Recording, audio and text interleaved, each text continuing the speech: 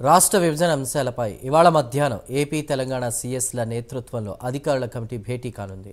రెండు రాష్ట్రాల మధ్య పరిష్కారం కాని అంశాలపై మంగళగిరిలోని ఏపీఐఐసీ కార్యాలయంలో చర్చించనున్నారు.